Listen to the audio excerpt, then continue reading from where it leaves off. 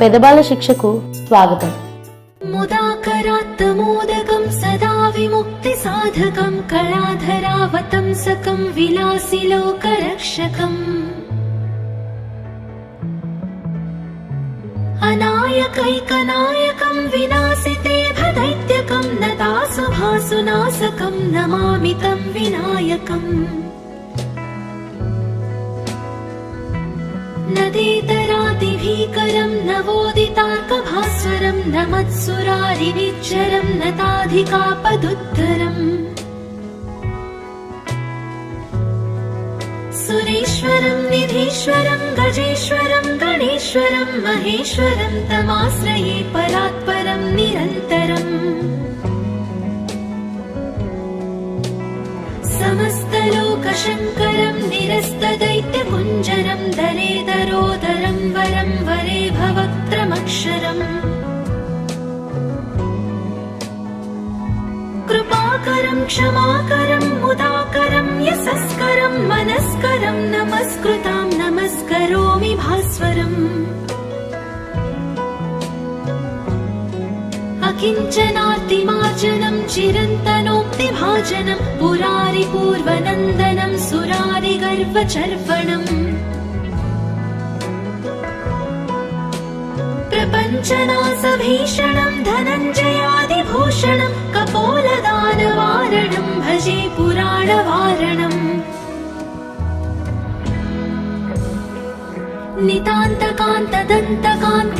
నితాంతకాంతదంతకాంతిమంతకాంతకాత్మజం అచింత్యరూపమంతహీనమంతరాయ కృంతనం హృదంతరే నిరంతరం వసంతమేవ యోగినాం తమేకదంతమేవ తం విచింతయామి సంతతం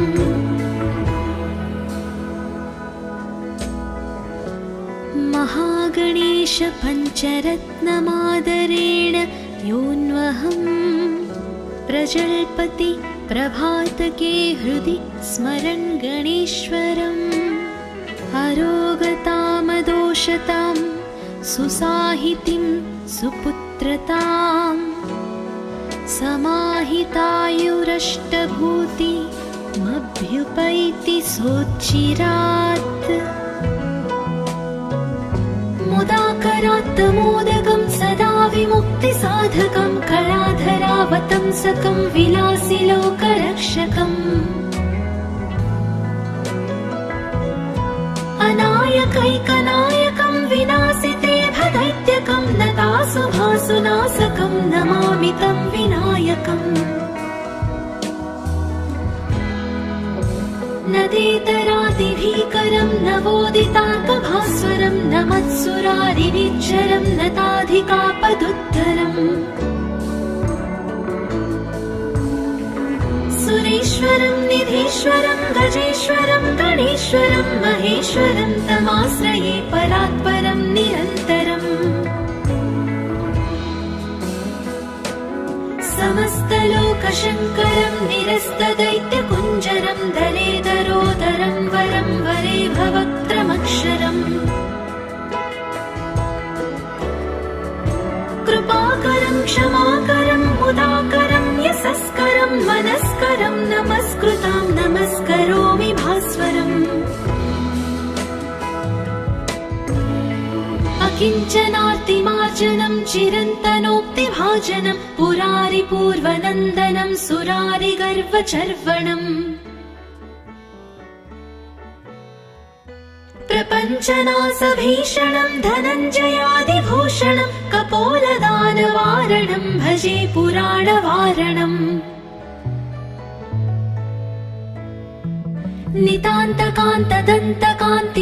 नितान्तकान्तदन्तकान्तिमन्तकान्तकात्मजम् अचिन्त्यरूपमन्तहीनमन्तराय कृन्तनम्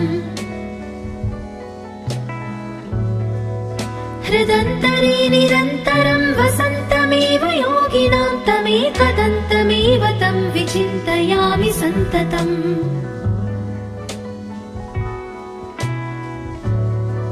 महागणेश पञ्चरत्नमादरेण योऽन्वहं प्रजल्पति प्रभातके हृदि स्मरन् गणेश्वरम् अरोगताम महागणेशपञ्चरत्नमादोषतां सुसाहितिं सुपुत्रताम् समाहितायुरष्टभूतिमभ्युपैति सोच्चिरात् मुदाकरात्तमोदकं सदा विमुक्तिसाधकं कलाधरावतंसकं विलासिलोकरक्षकम् अनायकैकनायकं विनाशिते भदैत्यकं नतासुभासुनाशकं नमामि तं विनायकम् नदेतरातिभीकरं नवोदितार्कभास्वरं नमत्सुरारिनिच्चरं नताधिकापदुद्धरम् सुरेश्वरं निधीश्वरं गजेश्वरं गणेश्वरं महेश्वरं तमाश्रये परात्परं निरन्तरम् समस्तलोकशङ्करं निरस्तदैत्यकुञ्जरं दरेदरोदरं वरं वरे भवक्त्रमक्षरम् कृपाकरं क्षमाकरं मुदाकरं यशस्करं मनस्करं नमस्कृतां नमस्करोमि भास्वरम् अकिञ्चनार्तिमार्जनं चिरन्तनोक्तिभाजनं पुरारिपूर्वनन्दनं सुरारिगर्वचर्वणम् प्रपञ्चनाशभीषणं धनञ्जयादिभूषणं कपोलदानवारणं भजे पुराणवारणम्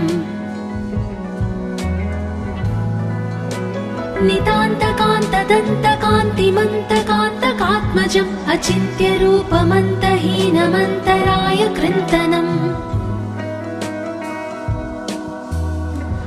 हृदन्तरे निरन्तरं वसन्तमेव योगिनां तमेकदन्तमेव तं विचिन्तयामि सन्ततम्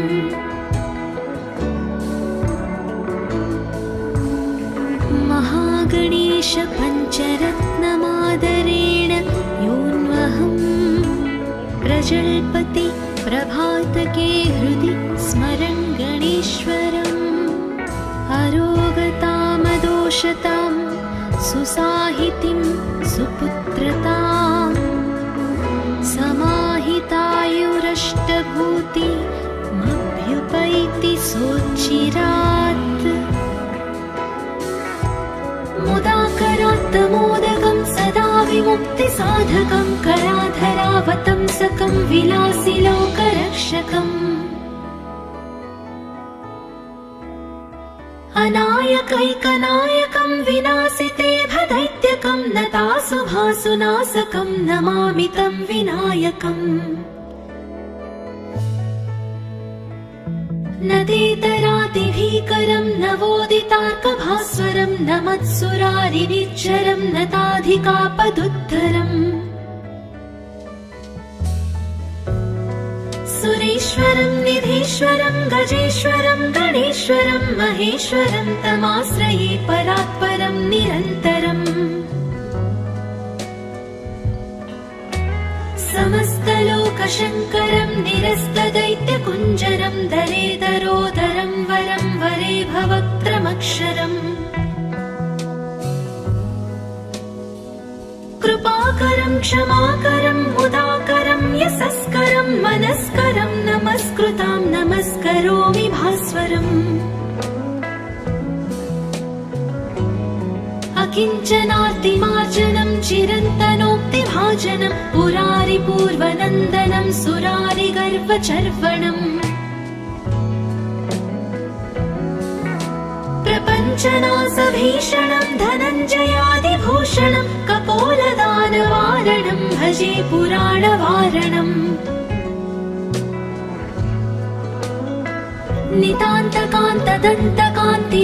नितान्तकान्तदन्तकान्तिमन्तकान्तकात्मजम् अचिन्त्यरूपमन्तहीनमन्तराय कृन्तनम्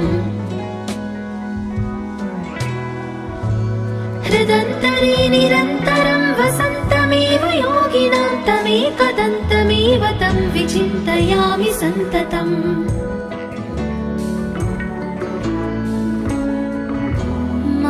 महागणेश पञ्चरत्नमादरेण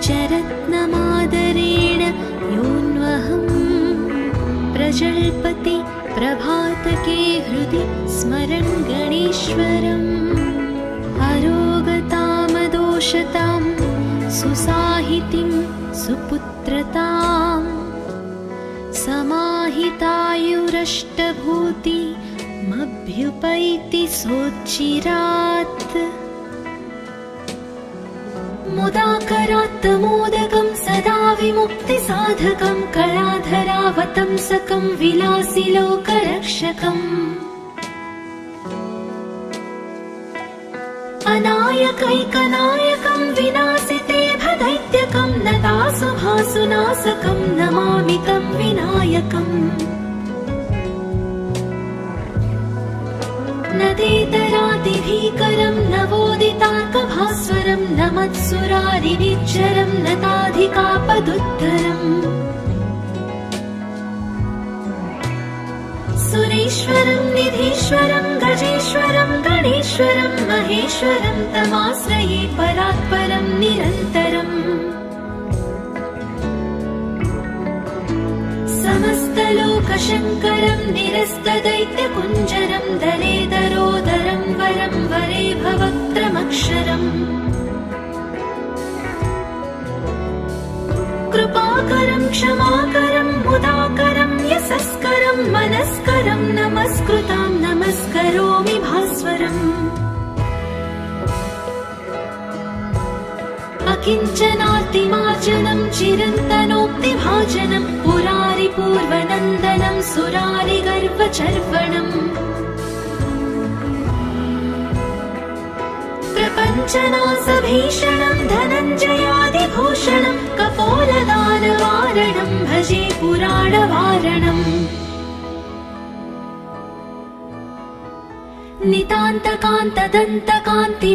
नितान्तकान्तदन्तकान्तिमन्तकान्तकात्मजम् अचिन्त्यरूपमन्तहीनमन्तराय कृन्तनम्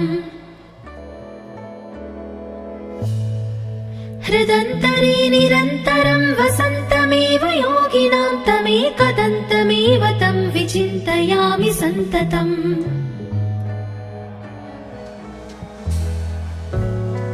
महागणेश पञ्चरत्नमादरेण योऽन्वहम् प्रजल्पति प्रभातके हृदि स्मरन् गणेश्वरम्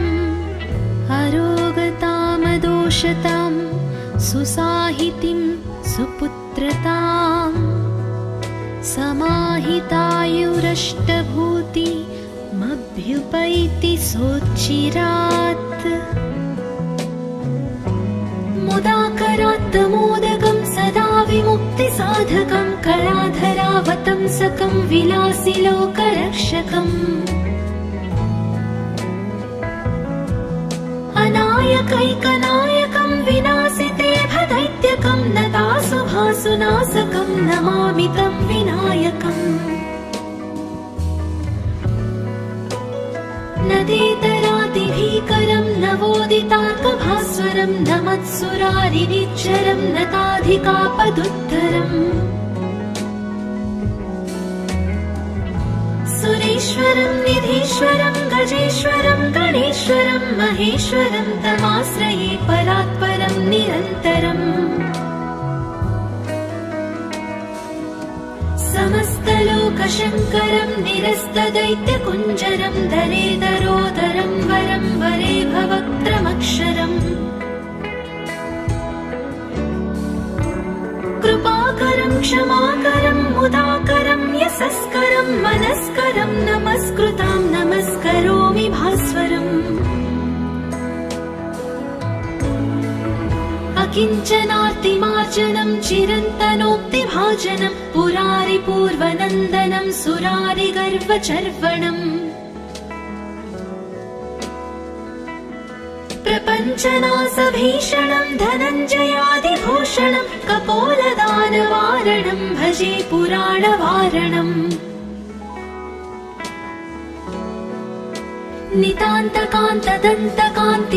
नितान्तकान्तदन्तकान्तिमन्तकान्तकात्मजम् अचिन्त्यरूपमन्तहीनमन्तराय कृन्तनम्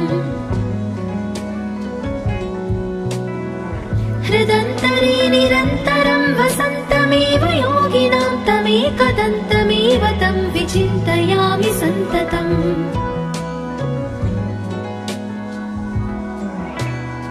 महागणेश पञ्चरत्नमादरेण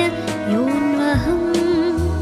प्रजल्पति प्रभातके हृदि स्मरन् गणेश्वरम्। अरोगतामदोषतां सुसाहितिं सुपुत्रताम् समाहितायुरष्टभूतिमभ्युपैति सोच्चिरात्। मुदाकरात्तमोदकं सदा विमुक्तिसाधकं कलाधरावतंसकं विलासिलोकरक्षकम्। अनायकैकनायकं विनाशिते भदैत्यकं नतासुभासुनाशकं नमामि तं विनायकम्। नदेतरातिभीकरं नवोदितार्कभास्वरं नमत्सुरारिनिच्चरं नताधिकापदुद्धरम्। सुरेश्वरं निधीश्वरं गजेश्वरं गणेश्वरं महेश्वरं तमाश्रये परात्परं निरन्तरम्। समस्तलोकशङ्करं निरस्तदैत्यकुञ्जरं दलेदरोदरं वरं वरे भवक्त्रमक्षरम्। कृपाकरं क्षमाकरं मुदाकरं यशस्करं मनस्करं नमस्कृतां नमस्करोमि भास्वरम्। अकिञ्चनार्तिमार्जनं चिरन्तनोक्तिभाजनं पुरारिपूर्वनन्दनं सुरारिगर्वचर्वणम्। प्रपञ्चनाशभीषणं धनञ्जयादिभूषणं कपोलदानवारणं भजे पुराणवारणम्। नितान्तकान्तदन्तकान्तिमन्तकान्तकात्मजम् अचिन्त्यरूपमन्तहीनमन्तराय कृन्तनम्। हृदन्तरे निरन्तरं वसन्तमेव योगिनां तमेकदन्तमेव तं विचिन्तयामि सन्ततम्।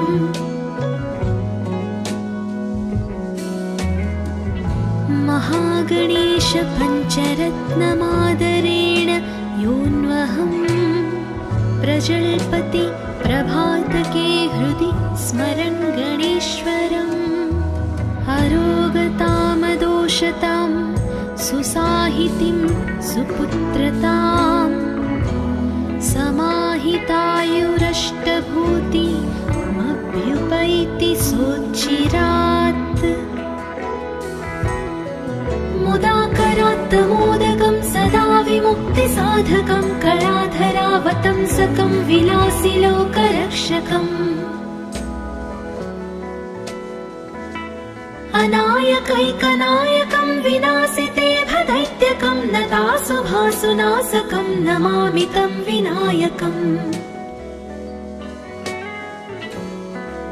नदेतरातिभीकरं नवोदितार्कभास्वरं नमत्सुरारिनिच्चरं नताधिकापदुद्धरम्।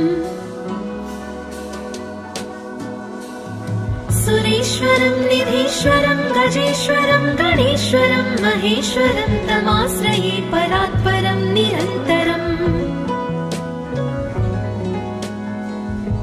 समस्तलोकशङ्करं निरस्तदैत्यकुञ्जरं दलेदरोदरं वरं वरे भवक्त्रमक्षरम्। कृपाकरं क्षमाकरं मुदाकरं यशस्करं मनस्करं नमस्कृतां नमस्करोमि भास्वरम्। अकिञ्चनार्तिमार्जनं चिरन्तनोक्तिभाजनं पुरारिपूर्वनन्दनं सुरारिगर्वचर्वणम्। प्रपञ्चनाशभीषणं धनञ्जयादिभूषणं कपोलदानवारणं भजे पुराणवारणम्। नितान्तकान्तदन्तकान्तिमन्तकान्तकात्मजम् अचिन्त्यरूपमन्तहीनमन्तराय कृन्तनम् हृदन्तरे निरन्तरं वसन्तमेव योगिनां तमेकदन्तमेव तं विचिन्तयामि सन्ततम्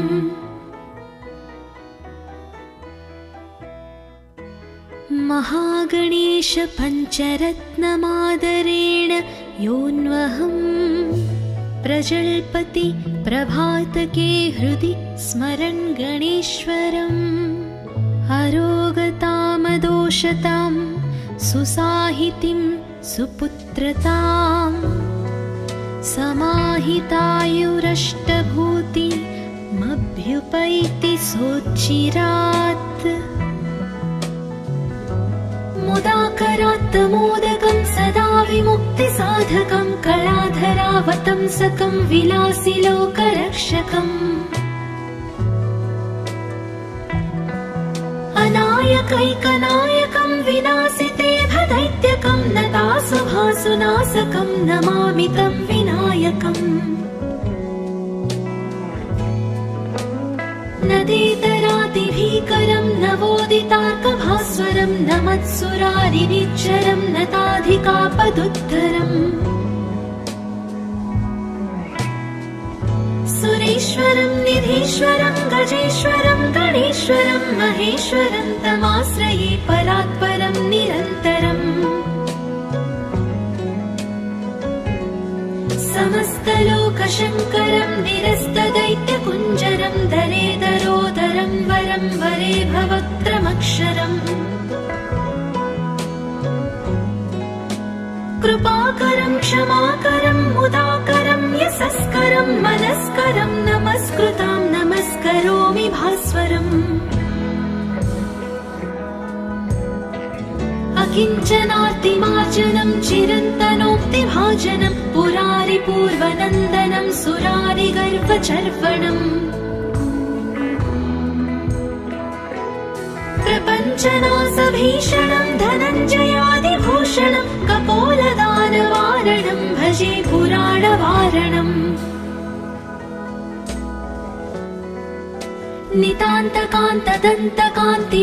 नितान्तकान्तदन्तकान्तिमन्तकान्तकात्मजम् अचिन्त्यरूपमन्तहीनमन्तराय कृन्तनम्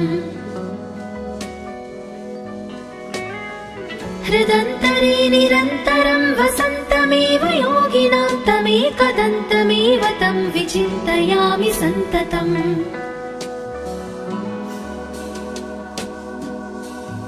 महागणेश पञ्चरत्नमादरेण योऽन्वहम् प्रजल्पति प्रभातके हृदि स्मरन् गणेश्वरम् अरोगतामदोषतां सुसाहितिं सुपुत्रताम् समाहितायुरष्टभूतिमभ्युपैति सोच्चिरात् मुदाकरात् मोदकं सदा विमुक्तिसाधकं कलाधरावतंसकं विलासिलोकरक्षकम् अनायकैकनायकं विनाशिते भदैत्यकं नतासुभासुनाशकं नमामि तं विनायकम् नदेतरादिभीकरं नवोदितार्कभास्वरं नमत्सुरारिनिच्चरं नताधिकापदुद्धरम् सुरेश्वरं निधीश्वरं गजेश्वरं गणेश्वरं महेश्वरं तमाश्रये परात्परं निरन्तरम्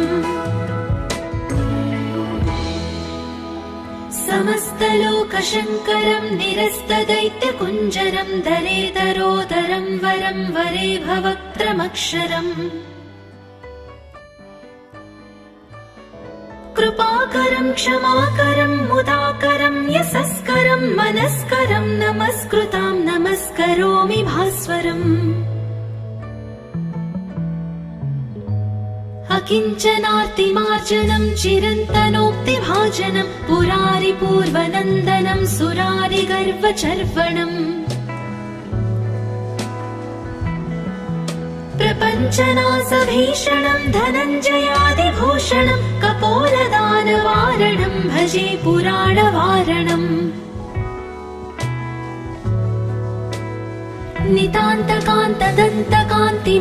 नितान्तकान्तदन्तकान्तिमन्तकान्तकात्मजम् अचिन्त्यरूपमन्तहीनमन्तराय कृन्तनम् हृदन्तरे निरन्तरं वसन्तमेव योगिनां तमेकदन्तमेव तं विचिन्तयामि सन्ततम्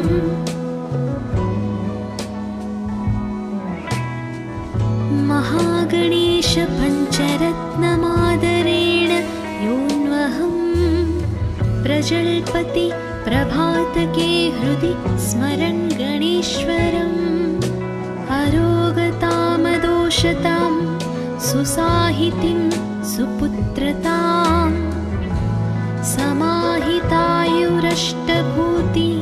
समाहितायुरष्टभूतिमभ्युपैति सोच्चिरात् मुदाकरात् मोदकं सदा विमुक्तिसाधकं कलाधरावतंसकं विलासिलोकरक्षकम् अनायकैकनायकं विनाशिते भदैत्यकं नतासुभासुनाशकं नमामि तं विनायकम् नदेतरातिभीकरं नवोदितार्कभास्वरं नमत्सुरारिनिच्चरं नताधिकापदुद्धरम् सुरेश्वरं निधीश्वरं गजेश्वरं गणेश्वरं महेश्वरं तमाश्रये परात्परं निरन्तरम् समस्तलोकशङ्करं निरस्तदैत्यकुञ्जरं दरेदरोदरं वरं वरे भवक्त्रमक्षरम् कृपाकरं क्षमाकरं मुदाकरं यशस्करं मनस्करं नमस्कृतां नमस्करोमि भास्वरम् अकिञ्चनातिमार्जनं चिरन्तनोक्तिभाजनं पुरारिपूर्वनन्दनं सुरारिगर्वचर्वणम् प्रपञ्चनासभीषणं धनञ्जयादिभूषणं कपोलदानवारणं भजे पुराणवारणम्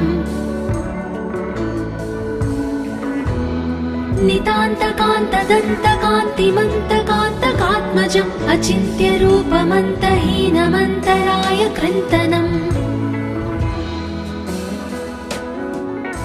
हृदन्तरे निरन्तरं वसन्तमेव योगिनां तमेकदन्तमेव तं विचिन्तयामि सन्ततम्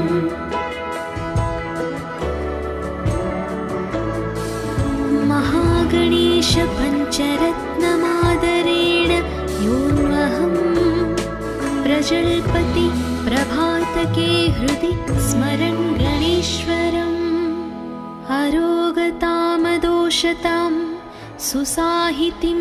सुपुत्रतां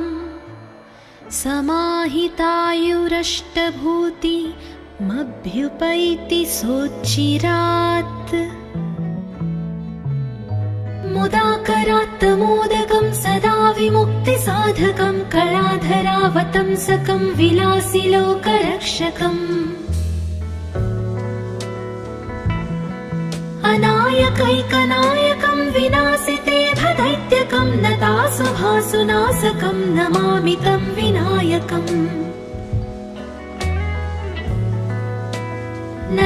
नदेतरातिभीकरं नवोदितार्कभास्वरं नमत्सुरारिनिच्चरं नताधिकापदुद्धरम्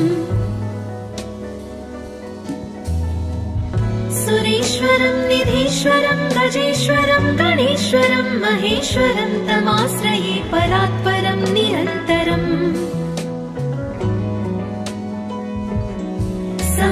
समस्तलोकशङ्करं निरस्तदैत्यकुञ्जरं दरेदरोदरं वरं वरे भवक्त्रमक्षरम्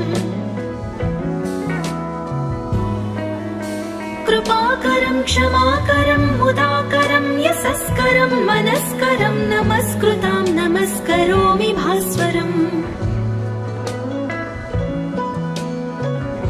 किञ्चनार्तिमार्जनं चिरन्तनोक्तिभाजनं पुरारिपूर्वनन्दनं सुरारिगर्वचर्वणम् प्रपञ्चनासभीषणं धनञ्जयादिभूषणं कपोलदानवारणं भजे पुराणवारणम् नितान्तकान्तदन्तकान्तिमन्तकान्तकात्मजम् अचिन्त्यरूपमन्तहीनमन्तराय कृन्तनम् हृदन्तरे निरन्तरं वसन्तमेव योगिनां तमेकदन्तमेव तं विचिन्तयामि सन्ततम्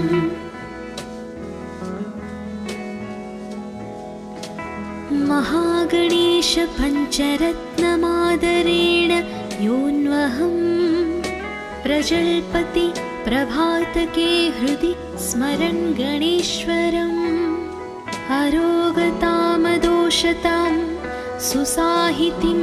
सुपुत्रतां समाहितायुरष्टभूतिमभ्युपैति सोच्चिरा